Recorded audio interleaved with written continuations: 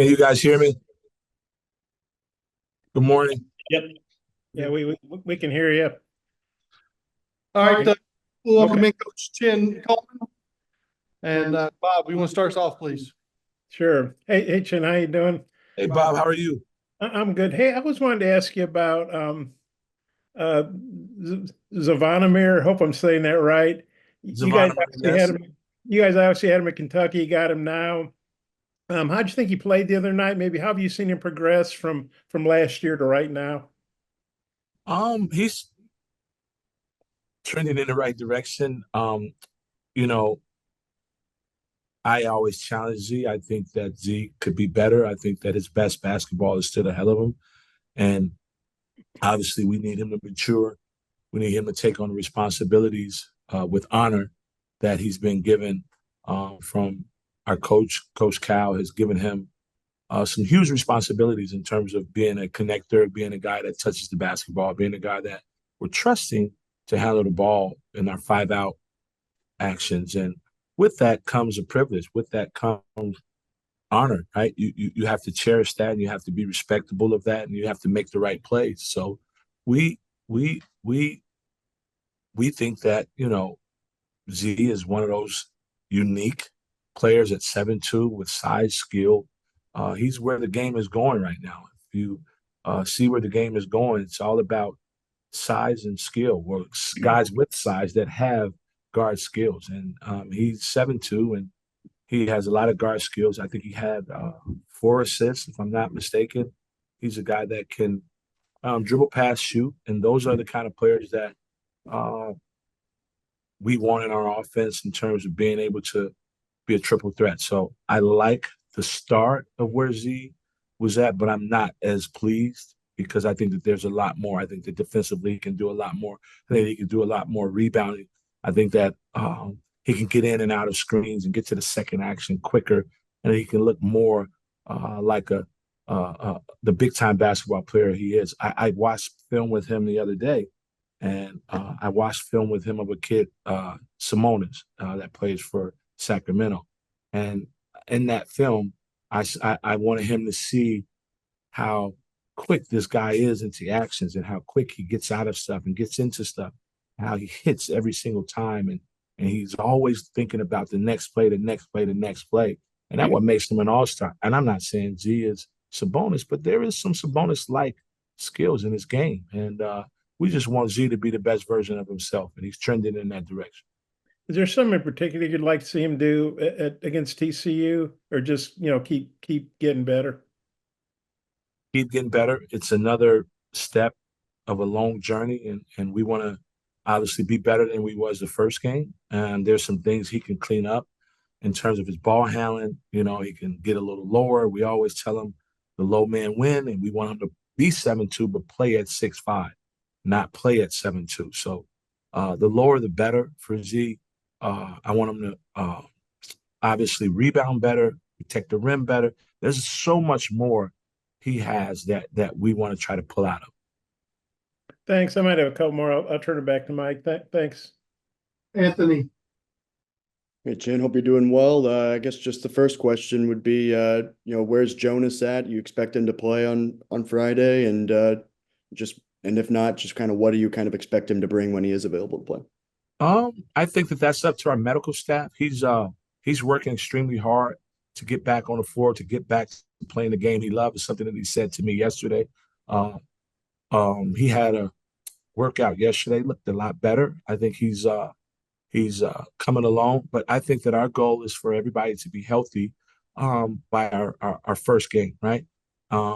These games are very important because they're opportunities for us to play against a different opponent, and we would love to have everybody fully healthy right now. But I think that the main thing is for everyone to be healthy by the beginning of the real regular season, and that may or may not happen. But I think we're close, and I think he's chomping at the bit to try to be available for us at the beginning of the season. But I think that he's close. But our medical staff, Matt and the doctors, are doing a really good job of strength conditioning coach D. Rich. They're working extremely hard to get him and have him available. And then speaking on Boogie and DJ, especially when they were sharing the floor together, they worked really well. I think DJ looked pretty good in the kind of in a non or an off ball role. Just how much have you kind of worked with him in that kind of role, and how have you kind of seen those two kind of develop together? Well, I think that for practicing with five guys for a long period of time, those five guys got to really know each other really well. And DJ and Boogie got to play off of each other and learn each other and learn how to play off of one another really well during that time. So I think that that time didn't necessarily hurt us that we didn't have the other guys. It helped us in some ways. And one of those ways was that we were able to put those guys on the floor and they were able to get a huge amount of reps together in terms of what we want to do, how we want to play. And so you saw the byproduct of that in that game in terms of how we looked in practice with just those five guys. We were able to get some out of that because we have our player development staff with our GAs are able to give us a great look in terms of not obviously a high level college game, but they were able to give us a good look, and those guys were able to compete against them and kind of play off of each other. And DJ is a really good player. So DJ was just DJ. We know DJ, and so we've had him before. So that didn't surprise us. I think that Boogie is new to everybody else. Nothing he did surprised us as a staff, as our program, because we see these guys every day and we work with these guys every day and we train these guys every day. So Jackson. Yeah, my question is very similar to what Anthony just asked, Coach. Is Boogie at point guard and DJ at shooting guard? Like, I mean, is that something that we're trying that out again in Boogie's first game, and how much can those two kind of flip between those roles? a lot of our parts are interchangeable. So from Boogie to DJ, they're both the same kind of parts, and as well as Adu when he's out on the floor, as well as Nelly. We challenge our guys that if you want to be the point guard, stick your nose in there and rebound, and then you can initiate the offense in terms of hit aheads, in terms of pushing, in terms of getting the drag, in terms of getting us in our secondary level of offense. So if you want to be that person and rebound, I think that all of our perimeter guys are pretty much all the same. So the fact that you're saying that Boogie is a point guard, DJ is a point guard, we like to say that we have playmakers on the floor, and it's not necessarily labeled by who brings the ball up, because sometimes you're going to see Z bring the ball up, and then does that mean that Z at 7'2" is our point guard? No, that means that Z is a playmaker, and the more playmakers you have on the floor, the better you are. We last year had a bunch of playmakers at our last place. We averaged about 20 points a game. We scored 100 points, I think 7 times a game.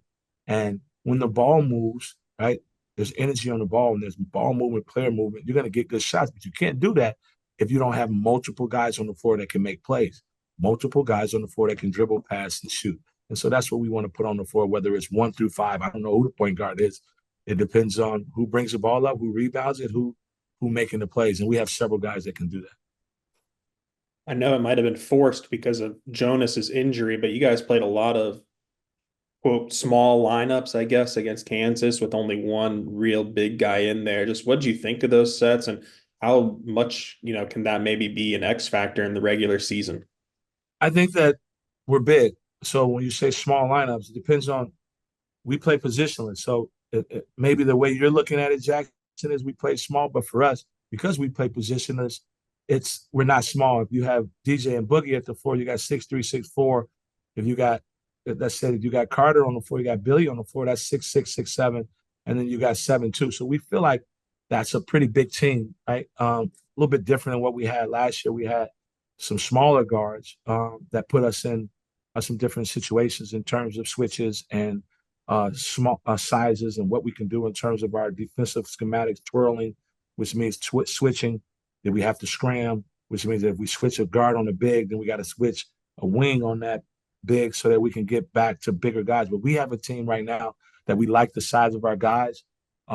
So we can play TB at the 4, we can play TB at the 5. Again, that's that positionless thing we keep talking about. We got multiple positionless kind of guys. We can play Z, of course, at the 5. Z has 4 skills. Jonas, of course, when he comes back, his whole campaign until he's able to play has been to be more of a guard and be able to play out on the floor and do the things that we do as a team, opposed to what he did at Tennessee, where he ducked in the whole time. He was on the block, right? And he didn't play out on the floor as much as he would have liked to. He did some, but we've kind of tried to expand his game. So again, we want to have more skilled guys on the floor, whether you're 6'9", 7 feet, 7'2", to 6'3". The more skilled guys, the better. Thanks, Coach. But Yeah, Coach, you brought up Nelly there for a second. I'm curious how much of his performance the other night was maybe just him knocking the rust off, having, been out with the injury, and how did he handle, body language and everything like that, despite, maybe not scoring as much as he probably would have liked. Unbelievable. Unbelievable. If you noticed, Nelly is a veteran guy, and he was an example of what we want our young guys to be and to do on the defensive end. He made some defensive plays. He stuck his nose in there. He got some rebounds. He got some crackdowns. He protected the nail. He got a steal at the nail. He rotated over baseline drive, like things that we teach every day. We were able to put together a collage of film of him just being in the right position, making the right plays. So although he may not have shot the ball as well as we know he's capable of doing, or scored the ball as well as he's capable of doing, because again, that was Russ. He only practiced the 2 non-contact days before the game. So there was a lot of Russ. He hadn't been out before. He hadn't played. He's been out. We only had 5 guys. So that was Russ in terms of offensive. But what he was able to hang his hat on for us in that game was his defensive presence. And he said it on the bench, I'm not worried about scoring. I don't care about scoring. I'm just trying to make sure I do everything I'm supposed to do to help us on the other end. The scoring will come. He said that himself on the bench. So when you got guys thinking that way, you're going to have a special team. And I'm wondering about these exhibition games, the Kansas one and the one coming up against TCU. How do y'all approach them as a staff? Do you treat it like a real game when it comes to preparation and like scouting the opponent, or is it more inward looking, focused on you? Just how do y'all approach those? Absolutely. I mean, anytime you play against another team, we want to use those experiences as a real game. So this one for us, although we know that this is a big-time rivalry. TCU played, obviously, in the Southwest Conference from when, obviously, Arkansas first started playing basketball. So we're looking at that as a rivalry game. We understand the importance of we're going to Dallas. A huge amount of our alumni lives in Dallas, to give them opportunity to see the team, as well as we took the team to Pine Bluff. We took the team to Hot Springs, and now we're taking the team to one area where we have a huge alumni. But for us, basketball-wise, it's a road game. So our routine as a road game, we're going to follow our routine. So they're going to understand what it looks like and what we do. What are our routine? What is our habits, right? So that they can understand the next time we come back to Dallas on a road and we play Baylor, we have a routine. You know what it is we do. You know what time we film. You know what time we eat. You know what time the late night snack. You know what time stretch is. You know what time weight is. You know what time all of these things are. So we're using it as experience for road kill, is what we like to call it. Road kill.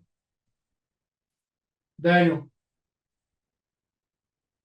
Hi, Coach. I'm wondering for the rest of the staff, you've been, familiar with most of the team, but TB was someone that you weren't able to work with prior to your time here. Just maybe what has surprised you, or, how you've seen him develop throughout the fall.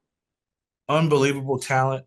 Got a lot of tools to work with. 6'10", he's long, he's athletic, very skilled. Our job for TV, what in terms of our staff, was to make TB the best version of himself with what we do. We train a lot of individual work. We put a lot of love into these guys' game, and the way we spell love is time, T-I-M-E. We put a lot of love into their game, and we've kind of poured into TB. He's a lot tougher. He's not shying away from bumps, because this is a bump game, and so you got to be able to win the bump war. So TB is he's embraced us. We've embraced him. We love where he's at. We love what he brings to the table. He's a perfect addition for our team in terms of having another skilled 4 guy that can dribble, pass, shoot. He fits so well with us, and so we're excited about him. and he as well is getting. He got to get in better shape. He's been out too. So as quickly as these guys are able to come back and be full strength, we like our opportunity. We like our team. We like the guys in our locker room, and he's at the top of that because he's a lot better than what we thought, and so he's going to be a big, huge addition for us. Bob, wrap us up, Appreciate it, please. Coach. Okay. Chin, I read in the Fort Worth paper that TCU got beat pretty decisively by Texas and San Antonio. I think I read it was 80-52, one of those secret scrimmages, I guess, where the score got out. I don't know if you guys got a bootleg tape for the game, but your game was on TV, so they obviously can scout y'all. And I know, like Trezarian White, he played against Kentucky, he played against Arkansas too. I mean, what would you say about their personnel, or kind of what's your take on TCU? What kind A of brand new team to start. They got a brand new team, like we have a brand new team. They only returned probably one player, I think, and that's Uday. I hope I'm not botching his name, and he was a transfer from Kansas, and everybody else is pretty much new from a team that had 5 fifth-year seniors last year that went to the NCAA tournament. So they're new, but again, we don't take anything for granted in terms of how they performed in their first game, right? They're going to be better in their first game against us, being that it's their second game. And also, again, you're right. They watched us on film. So they saw what we were able to do with the number one team in the country. We played well with them. Whether you say we won or lost, we competed. And that's what we want to do, is compete and get better from game to game. And so we were able to get better from our game. I'm sure they were able to get better from their game against Texas. We have been able to do some advanced scouting. So we have some material that we're going to use to put a game plan together for them. And for us, again, we want to win every game. We're not doing this for funsies, but we also want to win or learn, right? And so if we get the opportunity to play TCU and we can win and or learn, well, we've done our job going up there to play TCU in Dallas. And say White's a guy you all personally played, and he had a heck of a game against Arkansas too, if I recall. Just what do you think about him as a player, having faced him last year? Really good. I thought that he's a really good player. He had it going against us. I'm not sure how he played against Arkansas last year. He had a good game against Kentucky last year. So he's someone that's on the top of our scouting report because we've seen him, right? We've seen him do it before against us. He's a undersized wing forward who's very athletic, capable three-point shooter, really good driver, just a good player. And so we know what he did against us, and our challenge is for that to not happen again.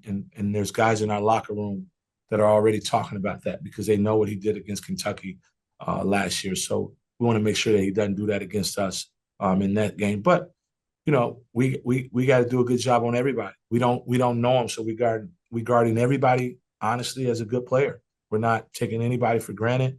We want to make sure that we are connected defensively, that we know what our scheme is, that we know what our rules and our principles are, and we want to stick to those unless we have to change them in the game. And then obviously y'all beat Kansas by 16 or whatever it was. I know they weren't full speed. You guys didn't have Jonas, but what do you take away from that game? And then what as a team, what are you looking to do in the second one? Anything in particular? Hopefully, they're a really good team, right? They were without their All-American Player of the Year candidate, 5-man. We weren't healthy. We had a small percentage of Adu, a small percentage of TB, a small percentage of Nelly. Although they had 2 other players that we've played against. We played against Rylan Griffith. We played against Shaquille Moore. So we were pretty familiar with their group. I think that what we take from that is that we were organized. We played hard. We did some things that we practiced. We did some things that we wanted to do in our scouting and our schemes. So those are wins for us in that game. All right. Offensively, we could have shot the ball better from 3. We could have taken better shots from 3. And then we got tired at the end. In the fourth quarter, we were dead. And so we kind of let go the rope a little bit and gave them a little opportunity to kind of claw back into the lead that we had created. But we want to be able to finish our games. Of course, that's something that we're going to take from that game, and to continue to get better in our schemes, to continue to get better in what our rules and our principles are. And offensively, we think that we can put together a better game in terms of the way we share the basketball, how well the ball moves, and how well we shoot the ball, getting open shots out paint touches. So there's a lot for us. We didn't rebound the ball well way we needed to. They got 50-50 balls, loose balls. They scored on offensive rebounds. Like, those are things that we are not going to – that's not going to be our team. Our team is going to be built on toughness. Our team is going to be built on being first to the floor, getting every loose ball, getting 40% of our misses back. That's what we do. That's who we are. So we got a lot to work on. We got a long way to go, Bob. If I could ask you something about the staff, obviously you guys are very familiar with each other. You're all together in Lexington. Now you're together in Fayetteville. How good is that to kind of have the old, crew back together, the usual suspects, whatever you want to say. And you got Kenny back, and Cal, talks very highly of him. Well, what do you think about having the staff together again, just a different place? It's a lot familiar. You want a lot familiar on the court, a lot familiar off the court. Like, in terms of the players, you want them to have a good locker room, good cohesiveness. You want them to love each other, play for one another. And I think that that's Coach Cal's deal. Like, we have to add value. We have to love each other. We have to have chemistry amongst our staff. You can't want chemistry amongst your players and you don't have chemistry amongst your staff. Us being together, knowing each other, us respecting each other, us operating as a family like brothers, it helps because there's no egos. We all play off one another. We all help each other in different areas. Where I'm weak at, someone else is stronger. Where I'm stronger at, someone else may need a little help. So we all kind of feed off each other energy, and we use that so that we can be our best version for our players. We just want to do what we need to do for our players. It's a thing, and I'll leave you guys with this, that Coach Cal always says that it's so important. Say that we got a team that's listening. So if they're listening, we better be saying the right things, because our team listens. They're attentive to us. They follow our lead. So we better be saying the right things. So as a staff, we make sure collectively that we're saying and doing, and we're working on the right stuff so that our players could be put in the best position they can to win. Can I say about Kenny too? What having him back means? Because he was obviously at Louisville and he was in the NBA for a while. What does Kenny bring to the table for y'all? There really is no words that you describe having KP back. It's what we call him. He's so experienced from college level, the NBA level, coming back to college, and what he's seen, what he's done, and his whole breathing, right? His whole existence is, how does he help these players? How does he help these players get better day after day? Not only from on the court, right? But in between the ears. This is different, man. You have to have people on your staff that's been through some stuff to get to some stuff, right? You got to go through some stuff to get some stuff. And so we have an experienced staff that has pretty much been through everything. And Kenny has been at the top of the mountain and all of this stuff, so to speak. And so he's just pouring into us as assistant coaches, as on the right and left of him, and also the players. So he is invaluable. He's been great for us, and I learn something from him every day.